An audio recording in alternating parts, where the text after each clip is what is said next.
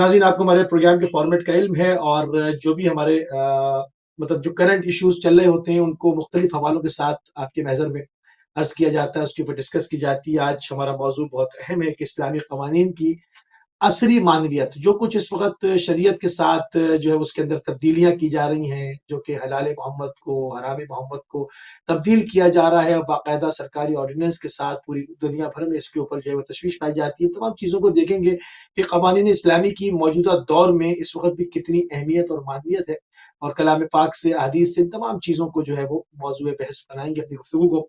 और इस बेहतरीन मौजू के ऊपर बात करने के लिए हमारे साथ मौजूद हैं उत्तर प्रदेश की राजधानी लखनऊ, हिंदुस्तान से सुल्तान ज़ाकिरीन शफीक हुसैन शफक साहब।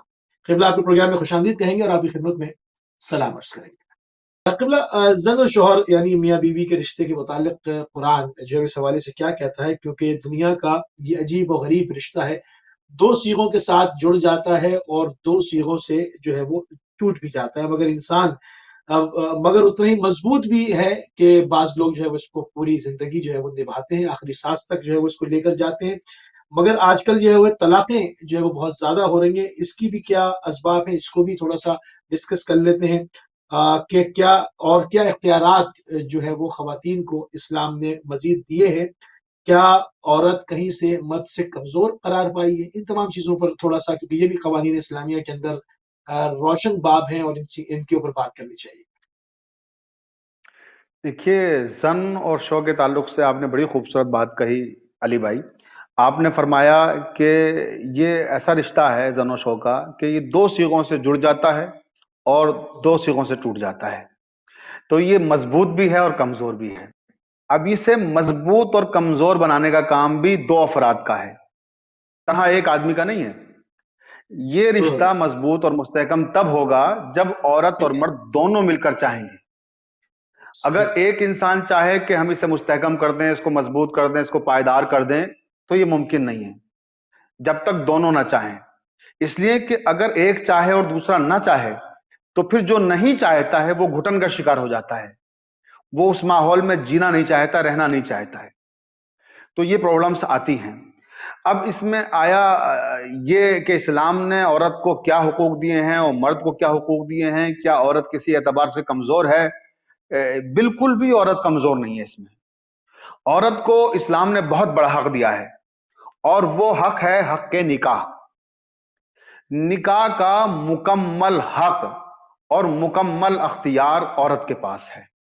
अल्लाह ताला ने दो चीजें रखी हैं, एक है हक के निकाह, एक है हक के तलाक। तलाक मर्द को दिया और निकाह औरत को, यानी एक हक औरत से मुख्तस है और एक हक मर्द से मुख्तस है। बुनियादी हक और पहला हक यानी हक के निकाह अल्लाह ताला ने औरत को दिया कि औरत अगर चाहेगी तो निकाह होगा, औरत नहीं चाहेगी तो निकाह नहीं होगा। यानी औरत को अल्लाह ने ये पावर दी कि अगर तुम किसी को मंजूर करोगी, अगर तुम्हें कोई कबूल है, तो ये हक है कि आप निकाह करें। और अगर आपको कोई कबूल नहीं, कोई मंजूर नहीं है, तो जबरदस्ती आपका निकाह किसी दूसरे से नहीं किया जा सकता। ला इकराहा फिद्दीन, दीन में जबर नहीं है, दीन में आसानियां हैं, सहूलतें हैं। अगर कोई इस तरह का काम करता है कि बिल जबर अपनी बेटी की शादी किसी दूसरे से करता है, तो वो गुनहगार है और मुजरिम है, और लड़की के साथ ज्यादती कर रहा है वो। इसलिए कि इस्लाम ने यह हक औरत को दिया है कि जब तक वो मंजूरी नहीं देगी तब तक शादी नहीं हो सकती। और आप देखें कि जब निकाह होता है, सीगाए निकाह पढ़ने के लिए हम दो आलिमों को बुलाते हैं। उन दो आलिमों में जो औरत का वकील होता है, शुरुआत वो करता है। यानी अगर वो शुरुआत ना करे तो मर्द का वकील कबूल ही नहीं कर सकता। तो यह हक किसको दिया अल्लाह ताला ने? औरत को दिया। और इसी के साथ साथ यहां यह भी अर्ज करता चलूं कि जहां परवरदिगार ने औरत को यह अख्तियार दिया, वहीं एहतराम और इज्जत भी दी। और एहतराम और इज्जत इस तरह से दी کہ آپ دیکھیے کہ جب نکاح پڑھنے کے لیے کوئی عالم آتا ہے، دنیا کا کتنا بھی بڑا مجتہد ہو وہ، اگر وہ نکاح پڑھنے کے لیے آئے گا تو ایک لڑکی کے سامنے آنے کے بعد سر جھکا کے زمین پہ نگاہیں گاڑنے کے بعد نگاہیں نیچی کر کے وہ کہتا ہے کہ کیا اجازت ہے کہ آپ مجھے اپنا وکیل بناتی ہیں؟ یعنی ایک عورت کو اسلام کتنی عزت دے رہا ہے کہ ہمارے مذہب اور مسلک کا عالم بھی سر جھکائے ہوئے کھڑا ہوا ہے کہ آپ اجازت دیتی ہیں، کیا آپ مجھے اپنا وکیل بناتی ہیں؟ اگر چاہتا پروردگار تو یہ حق علماء کو دے دیتا کہ وہ بھائی جس کا نکاح جس سے چاہیں پڑھ دیں، نہیں، یہ حق عورت کو دیا تاکہ عورت کی عظمت زمانے پہ ظاہر ہو کہ علماء بھی عورت کی مرضی کے بغیر اسے کسی دوسرے کے عقد میں نہیں دے سکتے۔ یہ قانون شریعت ہے، یہ عزت دی اسلام نے ایک عورت کو، ایک احترام دیا کہ جو ہمارا مذہبی رہنما ہے، جو ہمارا مذہبی قائد ہے، وہ بھی آ کر ایک لڑکی جب نکاح ہوتا ہے 30 برس کی بھی ہو شرعی سکتی ہے، اجازت مانگو۔ 16 برس کی بھی ہو سکتی ہے، 40 برس کی بھی ہو سکتی ہے۔ تو جو لڑکی ابھی بالغ ہوئی ہے، 16 برس کی ہے، 15 برس کی ہے، اس لڑکی کے سامنے بھی عالم اسی انداز میں کھڑا ہوا ہے جس انداز میں ایک بزرگ خاتون کے سامنے، اور اجازت طلب کرتا ہے۔ تو یہ احترام ہے، ایک یہ عورت کی عزت ہے کہ علماء بھی آ کے وہاں احتراماً یہ درخواست کر رہے ہیں گویا کہ آپ ہمیں اجازت دیجئے تاکہ ہم آپ کا عقد جس شخص سے اس کا عقد ہونے جا رہا ہے اس کی طرف اشارہ کرتے ہیں، اس کا نام لیتے ہیں کہ اس سے ہم کر دیں۔ تو یہ عورت کو اختیار دیا نکاح کا، اور مرد کو اختیار دیا طلاق کا۔ اب اس کا ایک صحیح۔ ریزن ہے، بعض حضرات اس بات پر اسلام کا مذاق اڑاتے ہیں کہ اسلام میں طلاق تو بہت ہی آسان ہے، اور صاحب 3 بار طلاق کہیے اور طلاق ہو گیا۔ تو میں اس غلط فہمی کو بھی دور کرنا چاہتا ہوں اپنے ناظرین کی کہ فقہ جعفری میں 3 بار طلاق کہنے سے طلاق نہیں ہوتا۔ یہ ان مسالک میں ہوتا ہے کہ جنہوں نے اپنا تعلق سلسلہ عصمت سے نہیں رکھا۔ یہ ان مسالک میں قانون ہے جو باب علم سے وابستہ نہیں ہیں۔ جو باب علم سے وابستہ ہیں، جن کا تعلق سلسلہ عصمت سے ہے، وہاں قانون یہ ہے کہ طلاق صرف 3 بار کہنے سے نہیں ہوگی، بلکہ طلاق کا پورا ایک پروسیجر ہے، ایک ضابطہ ہے۔ پہلے ہم لڑکی اور لڑکے کو بلائیں گے، بیٹھائیں گے، سمجھائیں گے، 3 میٹنگیں علماء لڑکی کے ساتھ اور لڑکے کے ساتھ کریں گے۔ 3 میٹنگیں کرنے کے بعد اگر ان کی سمجھ میں نہیں آتا ہے اور وہ اس بات پر آمادہ ہیں کہ طلاق ہی چاہیے، تو جب طلاق پڑی جائے گی۔ یہ نہیں ہے کہ آپ طلاق نہیں چاہتے ہیں اور غلطی سے غصے میں کوئی کلمہ آپ کی زبان سے نکل گیا تو آپ کا طلاق ہو گیا۔ مذہب حقہ میں، فقہ جعفری میں اس طرح طلاق نہیں ہوتا۔ اور جب طلاق ہوتا ہے تو صرف علماء طلاق نہیں پڑھ سکتے، اس کے لیے گواہ بھی چاہیے۔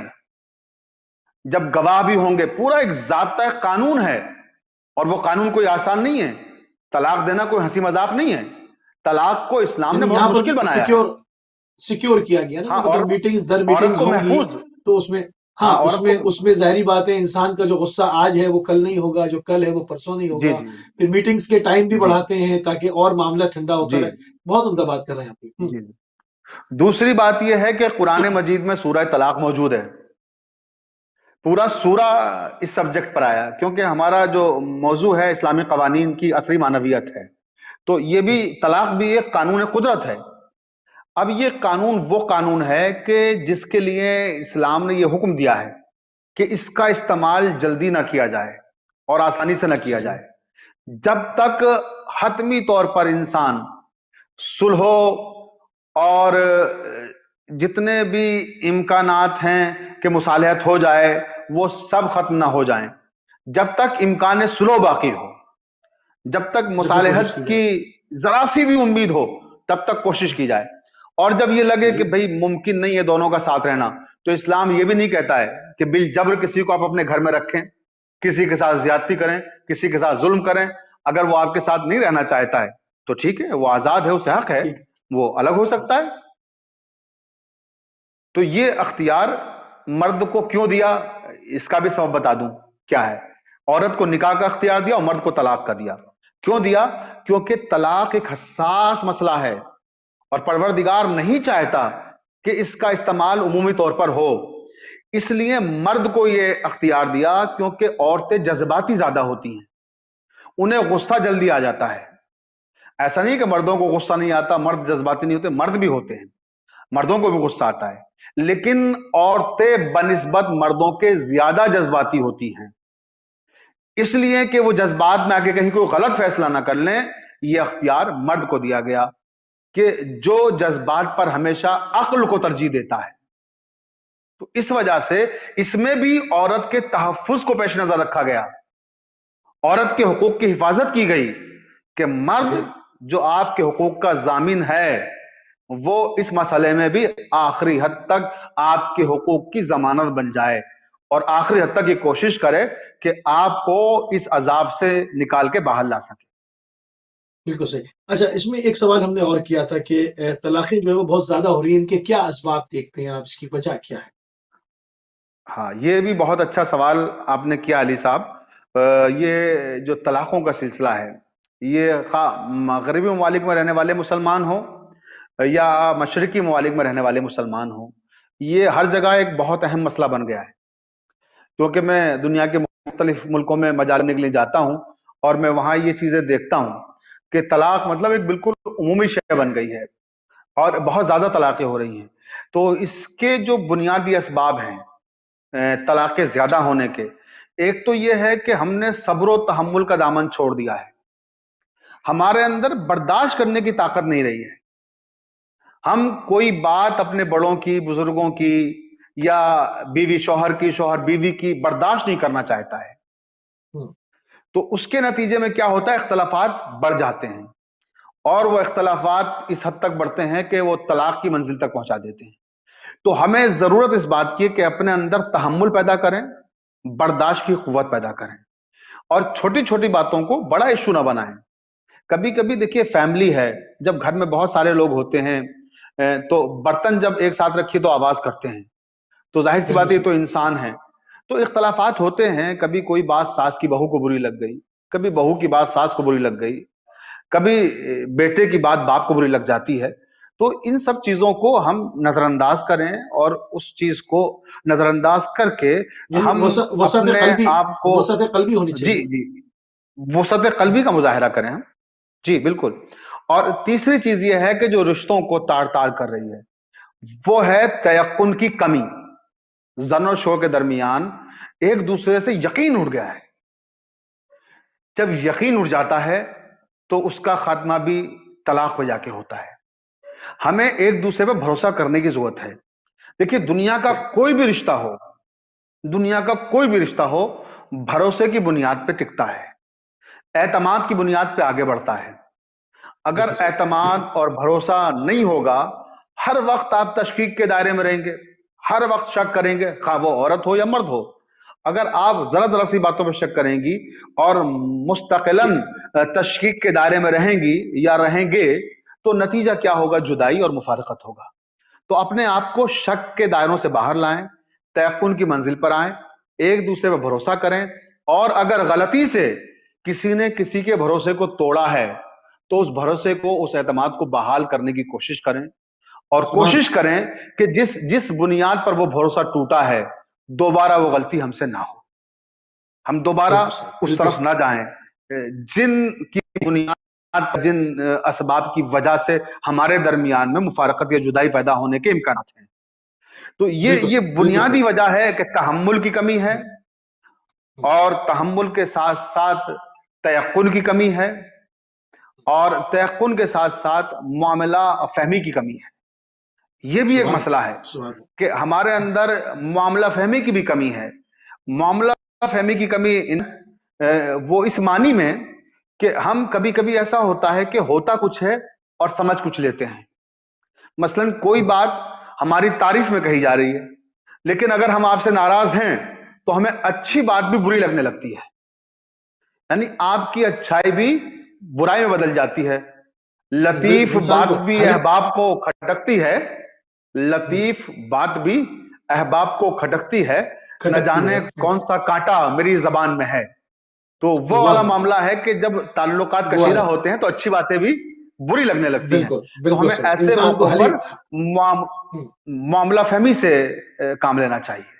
جزاک اللہ قبلہ، جزاک اللہ، انتہائی ممنون آپ نے. السلام. جی ناظرین، آپ سماعت فرما رہے تھے ہندوستان سے اودھ کی راجدھانی لکھنؤ سے سلطان الذاکرین جناب شفیق حسین شفق صاحب